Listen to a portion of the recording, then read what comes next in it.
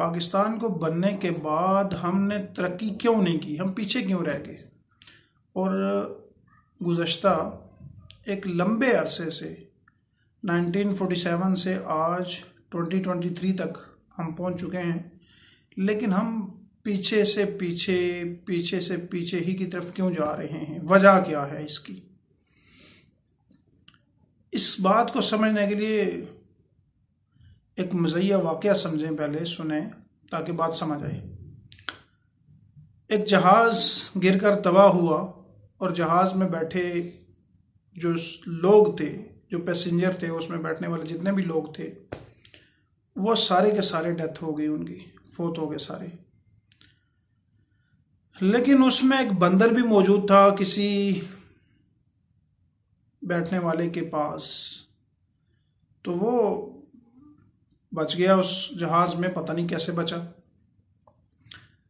अब जो माहिर लोग थे उन्होंने ये वजह जानने की कोशिश की कि पता करें कि जहाज गिरा क्यों, तबाह क्यों हुआ, इसके गिरने की वजूहात क्या हैं। उन्होंने ये वजह जानने की कोशिश की, ब्लैक बॉक्स को भी उन्होंने चेक किया, उन्हें कोई बात समझ ना आई। उनको बताने वालों ने बताया कि बंदर भी इसी जहाज में था और ये बच गया है, बाकी सारे मौत के हवाले कर दिए गए। बाकी सबको मौत ने उचक लिया और ये बच गया बीच में से। तो उन्होंने बंदर से पूछने की कोशिश की, तो बंदर को उनकी बात समझ ना आती, बंदर की बातें उनको समझ ना आती। तो दुनिया में जो माहिर लोग थे, बंदरों की बोली समझने वाले, बंदरों की बातें समझने वाले, उन्हें बुलाया गया और बंदर से पूछा उन्होंने कि जहाज तबाह हो गया। उसने कहा हाँ जी तबाह हो गया। उन्होंने वजह पूछी बंदर से कि जहाज तबाह कैसे हुआ। उन्होंने कहा सब सो रहे थे, सब नशे में थे, सब सो रहे थे, लिहाजा जहाज गिर गया। पूछने वालों ने पूछा पायलट क्या कर रहा था।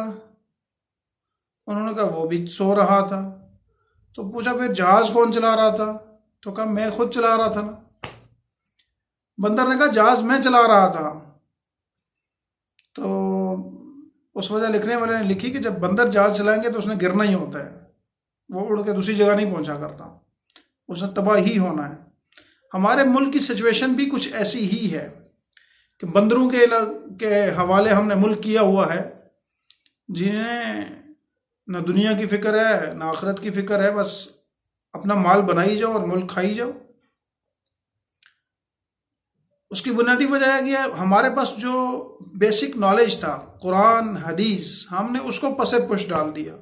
हमने अपनी पसंद पर ग्रोहों के साथ चलना शुरू किया कि ये पार्टी नून लीग पार्टी है मेरी, पीटीआई मेरी पार्टी है, फलां मेरी पार्टी है, इमरान खान मेरी पार्टी का चेयरमैन है, नवाज शरीफ मेरी पार्टी का चेयरमैन है, बिलावल भुट्टो मेरी पार्टी का है।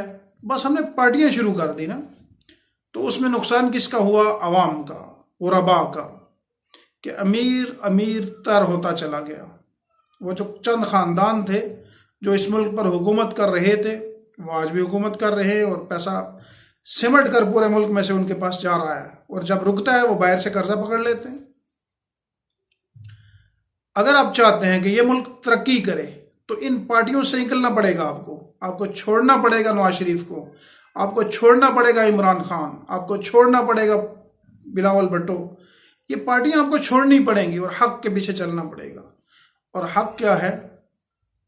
वो कुरान और हदीस है। जिस मस्जिद में हम बैठकर नमाज पढ़ते हैं, दुनिया के सबसे बड़ा काम जिस मस्जिद में करते हैं, कभी उस मस्जिद से पूछे ना कि वोट किसको देना चाहिए और किसको नहीं देना चाहिए।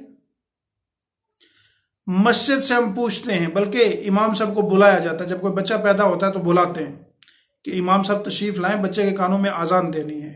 इमाम साहब बच्चे के कानों में आज़ान भी देते हैं, उसके अकीके के मौके पर दुआ भी करवाते हैं। उसकी तरबियत की बात आती है तो इमाम साहब उसे कुरान पढ़ाकर तरबियत भी करते हैं कि वालिदैन की ये तरबियत अहमियत है, वालिदैन की ऐसे इज़्ज़त करते हैं, वालिदैन की ये कदर है, रिश्तेदारों की ये कदर है। तरबियत भी करते हैं कि माशरे में रहते कैसे हैं। फिर जवानी की बात आती है तो उसकी शादी के मौके पर निकाह का खुतबा भी इरशाद फरमाते हैं। वही मस्जिद, वही इमाम साहब फिर इसी नौजवान की जब शादी और शादी के बाद बिजनेस करता है तो उसके बिजनेस की इब्तदाई तकरीर भी करते हैं और दुआओं से भी नवाजते हैं। रोजाना 5 दफा ये आदमी उन्हीं इमाम के पीछे जाकर नमाज भी पढ़ता है। बहुत अच्छा। आगे चल करके मरने की बात कर लें तो निज़ाल लग जाए, रूह न निकले, तो तब भी इमाम साहब तशरीफ लाए, सूरह यासीन पढ़ें ताकि रूह कब्ज हो जाए। मर जाए तो जनाजा भी पढ़ाएं। लेकिन जब दुनिया की बात आती है, जब मफादात की बात आती है, तो हम मस्जिद को पीछे छोड़ देते हैं, हम कुरान को पसे पुश डाल देते हैं, हदीस को पसे पुश डाल देते हैं, फिर कभी नहीं पूछते। फिर हम कहते हैं हम ज्यादा समझदार हैं, इमाम साहब को क्या पता, मस्जिद में बैठने वालों को क्या पता। हालांकि हमें यह मालूम नहीं होता कि जब तक मस्जिद के बैठने वाले फैसले करते रहे हैं, उन्होंने 1200 साल तक हुकूमत की है। नबी सल्लल्लाहु अलैहि वसल्लम से लेकर 1200 साल तक मुसलमानों की हुकूमत रही है। और जो ही मस्जिद से बाहर निकले हैं, जो ही मस्जिद से बाहर निकल करके हमने हुकूमतें बनाने की कोशिश की हैं, नाकामी हमारा मुकद्दर बन गई है।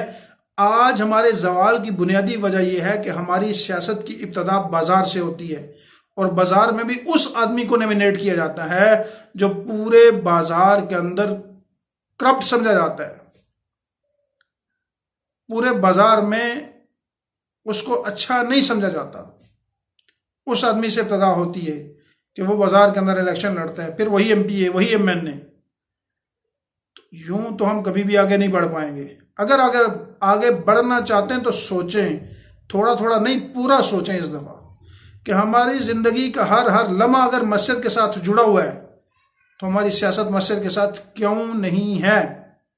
हमें यह सबक किसने पढ़ा दिया है कि मस्जिद में बैठने वाले लोगों को सियासत का क्या पता है, मस्जिद में बैठने वालों को बाहर का क्या पता है। यह सबक किसने पढ़ा दिया है।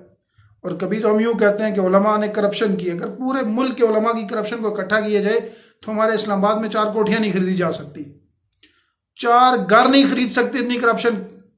अगर मान भी लीजिए कि उन्होंने करप्शन की है, कहीं 1000 निकलेंगे, कहीं लाख निकलेंगे। और दूसरी तरफ देखें तो एक एमएनए अरबों रुपए लूट के बैठा होता है। तो लिहाजा पहले देखेंगे सबक पढ़ा कौन रहा है। वो मीडिया आपको यह सबक पढ़ा रहा है कि उलमा ने करप्शन की है। मस्जिद और इमाम उनको समझ नहीं है, जो खुद बदकिरदारी में भी मुलव्वस हैं, खुद करप्शन में भी मुलव्वस हैं। तो लिहाजा इस बात को सोचें कि जिस आदमी के पीछे सुबह शाम आप नमाज पढ़ सकते हैं, वोट डालने का आप उससे क्यों नहीं पूछ सकते। इस बात को इस दफा सोचें, और अगर दीन को सामने रखकर फैसला करेंगे तो कामयाबी मुकद्दर आपका बनेगी। अगर नहीं तो यही रास्ता होगा, यही तरीका होगा, यही जवाल हमारा मुकद्दर रहेगा। उम्मीद है कि आप सोचेंगे इंशाअल्लाह।